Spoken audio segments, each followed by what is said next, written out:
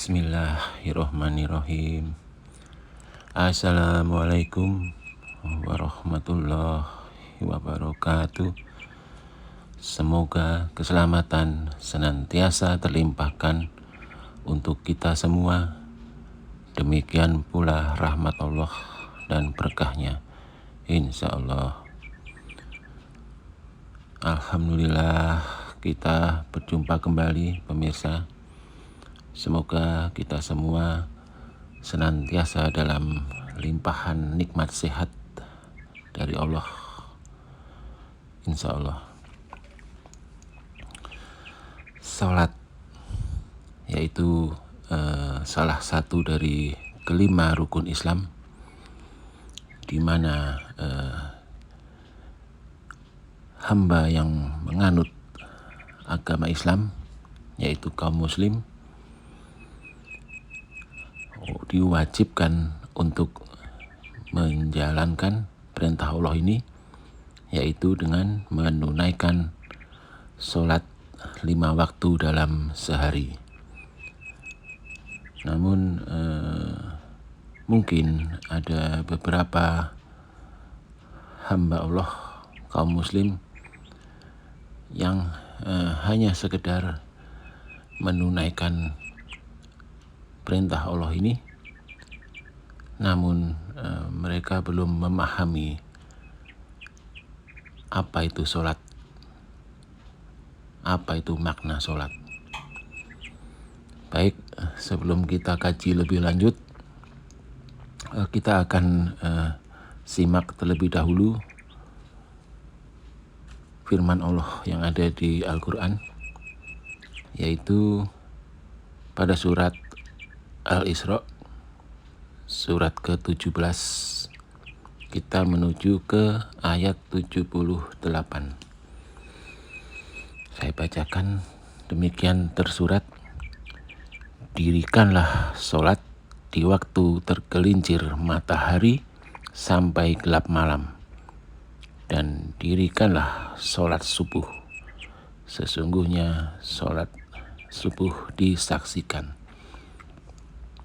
Ini kita maknain bahwa sesuai dengan perintah Allah yang kita semua tahu dalam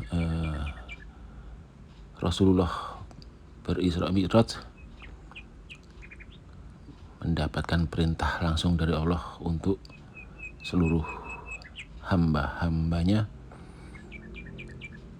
untuk menjalankan dan menunaikan sholat 5 waktu ini, pemirsa. Jadi ini artinya dirikanlah sholat di waktu tergelincir matahari, yaitu saat zuhur dan asar, hingga sampai gelap malam, yaitu maghrib dan isya.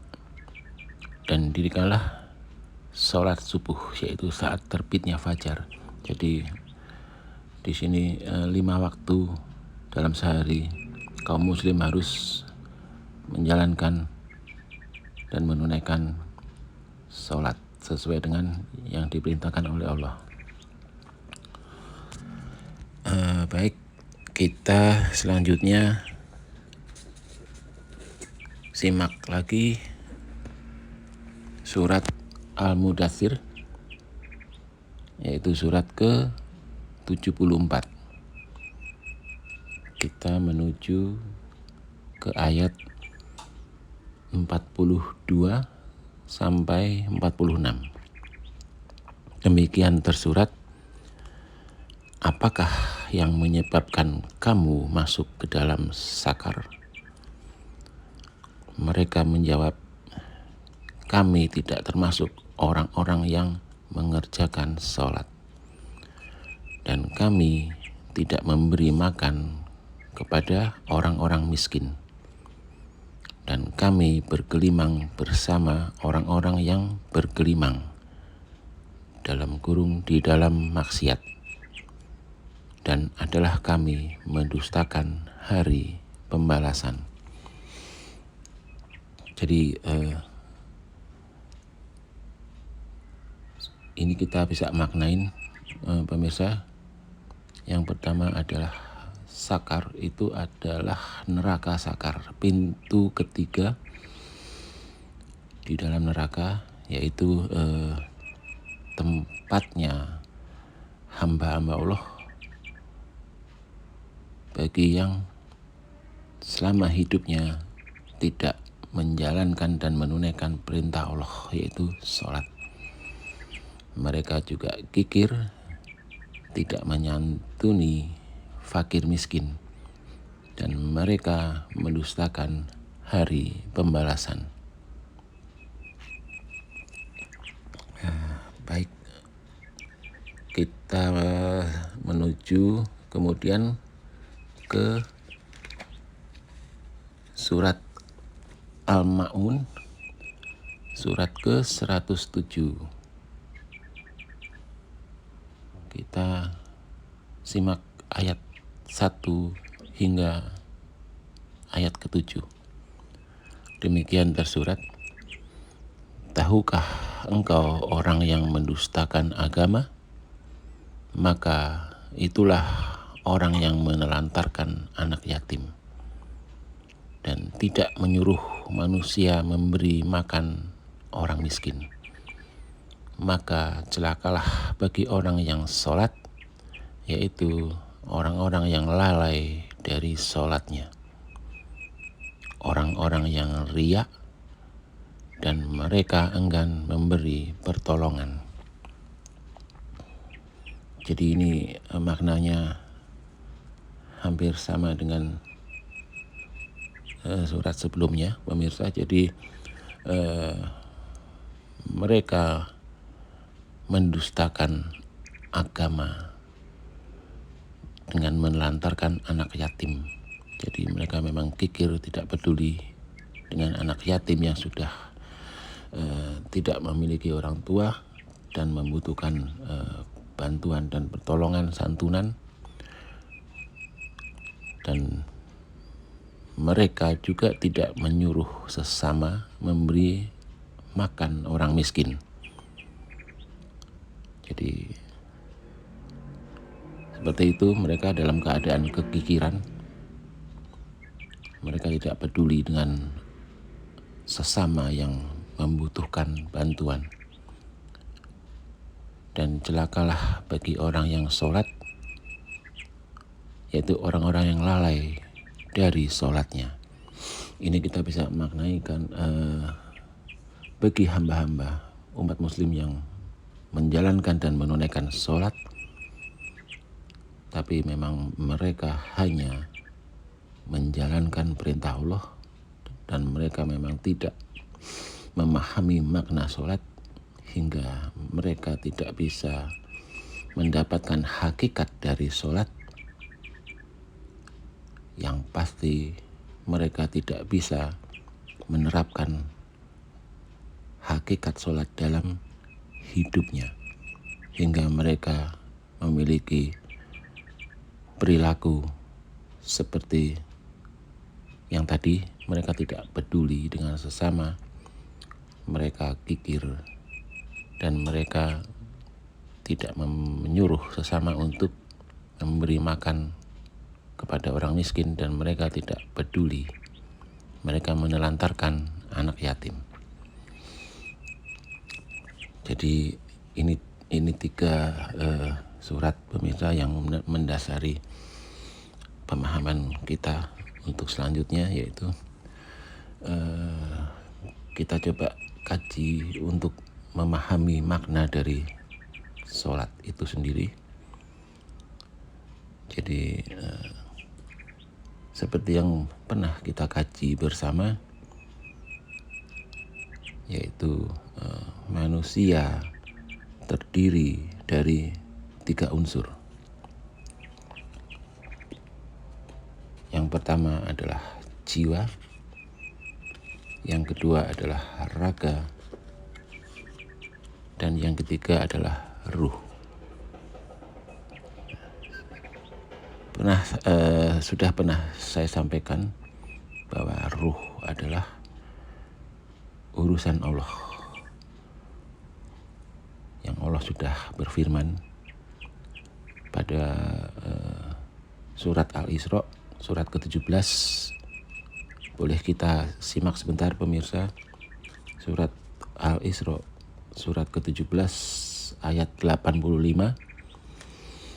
Demikian tersurat, dan mereka bertanya kepadamu tentang ruh, katakanlah, ruh itu adalah urusan Tuhanku, dan kamu tidak diberi ilmu melainkan sedikit. Jadi memang ruh adalah sudah urusan Allah. Jadi kita hanya sedikit diberikan pemahaman. Itu pun mungkin bagi hamba-hamba yang tertentu. Tidak seluruh hamba memahami apa itu ruh. Maka yang wajib kita fahami yaitu dua unsur, jiwa dan raga. Jadi kita kembali ke sholat. Sholat itu adalah rukun Islam kedua. Mengapa sholat posisinya dalam rukun Islam dalam posisi kedua? Yaitu karena saat seseorang ingin masuk menjadi penganut agama Islam, yaitu seorang muslim, secara syariat syarat utamanya adalah mengucapkan dua kalimat syahadat dengan lisannya. Jadi ini secara syariat ini adalah, kalau kita bicara mengenai unsur tadi, yaitu dari raga pemirsa. Jadi syariat itu raga, hakikat itu jiwa. Jadi memang syarat utamanya yaitu mengucapkan dua kalimat syahadat itu dengan lisannya. Nah, jadi kalau seseorang sudah menjalankan secara syariat bersyahadat, maka barulah dia melangkah menuju ke rukun Islam yang kedua, yaitu menjalankan perintah Allah dan menunaikan sholat. Nah, kalau secara jiwa atau batin, yaitu hakikat sholat itu adalah setelah hamba Allah kaum muslim ini secara hakikat, yaitu sudah mengenal Allah dan mengenal Rasulnya, Nabi kita Muhammad Sallallahu Alaihi Wasallam, baru jiwa mereka bisa bersyahadat. Nah, langkah selanjutnya baru menuju ke sholat secara batin, jiwa atau hakikat.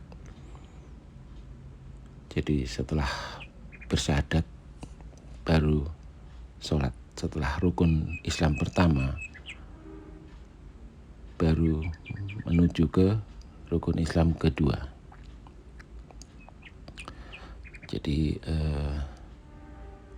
dalam rukun Islam kedua, yaitu sholat,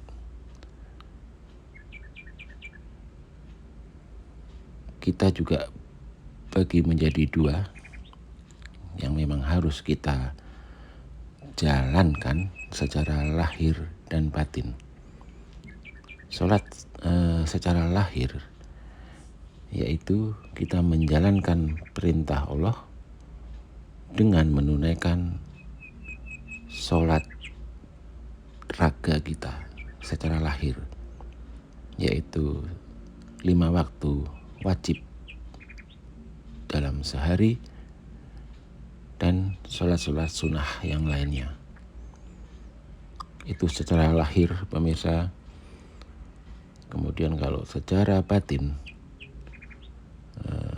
aqimus sholat, itu yang artinya dirikanlah atau tegakkanlah sholat.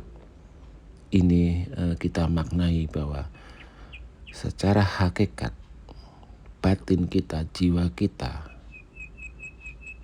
yang menjalankan sholat dengan mencari makna sholat untuk mendapatkan hakikat sholat yang kemudian kelak harus kita terapkan hakikat sholat itu dalam kehidupan kita sehari-hari. Insya Allah, seizin Allah, bila Allah ridho, kita akan bisa menggapai makrifat dari sholat. Jadi secara hakikat batin kita harus mempelajari semua gerakan sholat dan semua ucapan-ucapan dalam sholat. Jadi itu bedanya antara lahir dan batin pemirsa. Jadi kalau kita tarik kesimpulan, secara lahir setelah kita mampu mengucapkan secara lisan 2 kalimat syahadat, baru kita menuju ke rukun Islam kedua, yaitu sholat, dengan menjalankan perintah Allah, menunaikan sholat dengan raga kita 5 waktu wajib dalam sehari.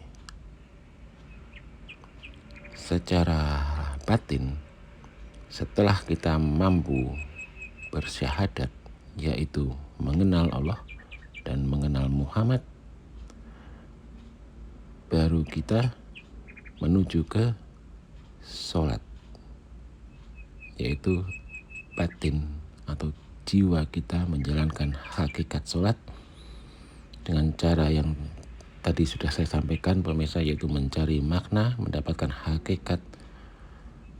Kelak kita harus menerapkan hakikat sholat itu dalam kehidupan kita. Insya Allah dengan izin dan ridhonya kita akan mendapatkan makrifat dari sholat itu dengan cara mempelajari semua gerakan-gerakan dan ucapan-ucapan dalam sholat. Ya, demikian pemirsa untuk sesi ini sementara sampai di sini. Terima kasih atas waktu yang telah pemirsa luangkan untuk menyimak sesi ini. Saya mohon maaf bila mungkin ada beberapa pemirsa yang kurang berkenan atas apa yang saya sampaikan. Sekali lagi saya mohon maaf lahir batin. Insya Allah kita berjumpa kembali dalam sesi-sesi berikutnya. Terima kasih. Wassalamualaikum warahmatullahi wabarakatuh.